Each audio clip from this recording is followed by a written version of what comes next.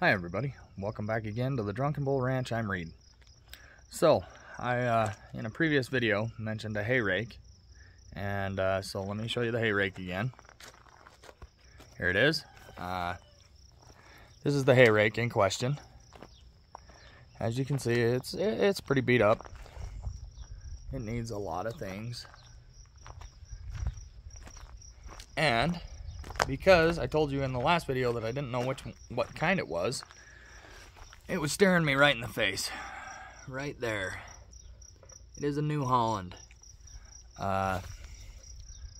It's a, Super 55. Okay, so, as I mentioned in the last video, let me set this down. In the last video, I was talking about this axle here. Okay, so in trying to take this apart, I ended up breaking this. It's the hub. And I'm going to say, hold on, that is one expensive piece. That hub, according to the dealer that I talked to, is $680. And I went, holy crap, you gotta be kidding me. But apparently it's the whole hub assembly that you would be purchasing there. Now, it also needs, other than a whole lot of TLC, it needs, let's see, at least 4 bushings, which are $23 a piece, so that's 92 bucks. The tines actually aren't that expensive. They're $3.50 each. I need 13 of them, so that's $53.25. And then, so you know what I'm talking about, I'm going to show you this right here.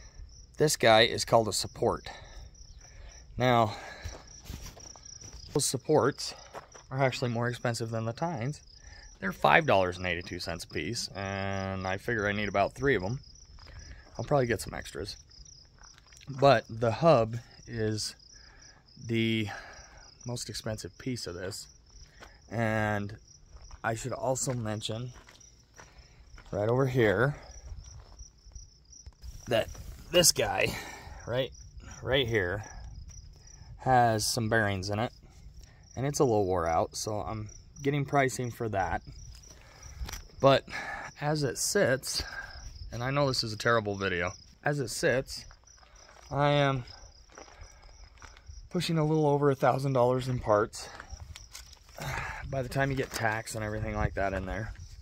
Also, this guy, apparently this piece is supposed to be down inside, and it rotates like this or something, and that turns this on and off.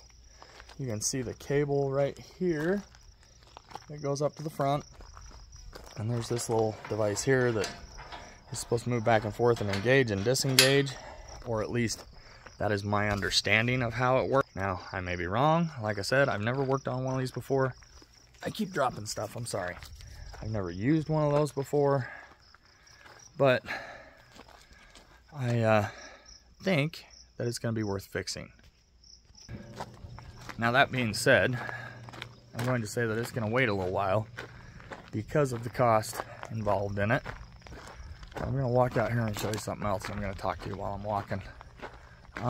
So I actually do own a wheel rake, and it's only got 2 wheels on it. It's not designed for accumulating the hay, so to speak.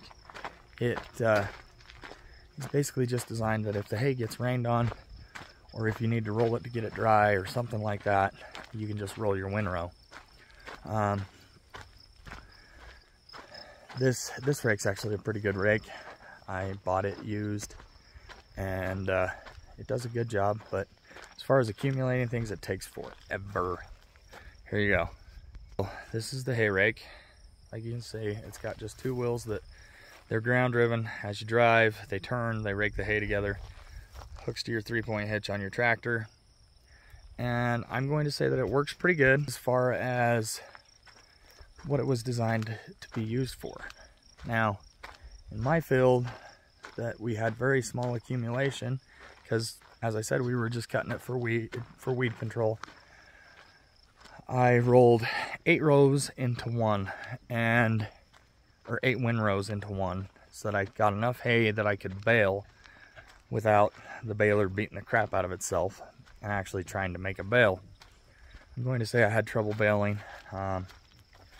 We had we had 2 unforecast storms, both that involved a lot of rain, a lot of hail, and did terrible things to the hay, or what should have been hay. Anyway, so as I said in the previous video, I expected somewhere between 10 and 20 bales. I actually ended up with 16, which are right here. I stacked them up right there. I put them on pallets because at some point I'm going, and to move them, I wanted to just be able to just put the forks under it, pick it up and move it, because at some point I'm going to build a barn right where the pig pen is, or let me rephrase or show you this little pig pen. So the hay is right there, and I would like the barn to sit right in this area at some point. So that is why I put it on pallets, so that I could move it easily without having to stack and unstack and all of that stuff. And there just wasn't that much of it.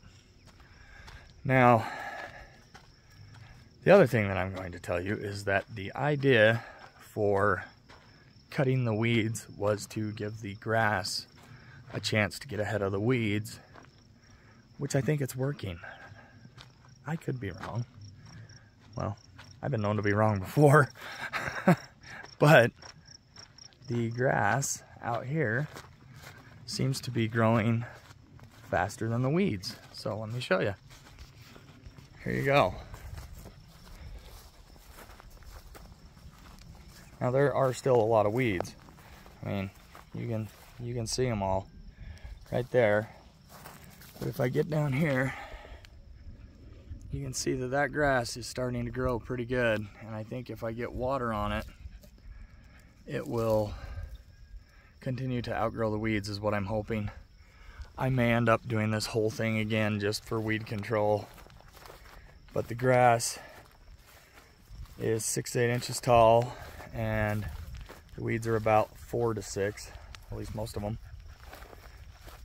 And I'm hoping that the grass will overtake the weeds and just crowd them out. But there you go. Now,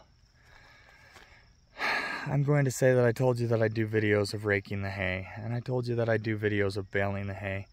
And due to the storms and time constraints and the fact that part of it was done in the dark, things like that, the video did not turn out all that great. So I didn't bother posting that because you couldn't really see anything anyway. You probably could hear me cursing a lot. But that I try to leave that out of my videos just so you can watch it with your kids or whatever. Anyway, or maybe I should say so that my kids can watch them. But yeah, so that's kind of what went on. When I cut the hay out there and get it baled and things like that, I will try and do some videos of that for you. One thing about baling hay is you got to make sure that you're getting enough hay through the baler to make a good bale. And I'm going to say those over there were not good bales. I didn't expect them to be, but there just was not enough hay in the field to actually feed through the baler and make a decent bale. So, I mean, I guess they turned out all right. They were pretty easy to pick up and haul off the field, but like I said, there was only 16. And off of this field last year, we took 150 bales. So there's a major difference there. Again, pasture takes the better part of a year to get going good, and that's what we're going to try and use this for, is pasture. So, or at least in my opinion, it takes about a year to make a pretty decent pasture. But it's coming along. So, as always, I know I do short videos and probably cover a lot really quick, and I'm trying to slow down and make them better. But as always, support your local farmers. Have a wonderful day, and we'll talk at you later.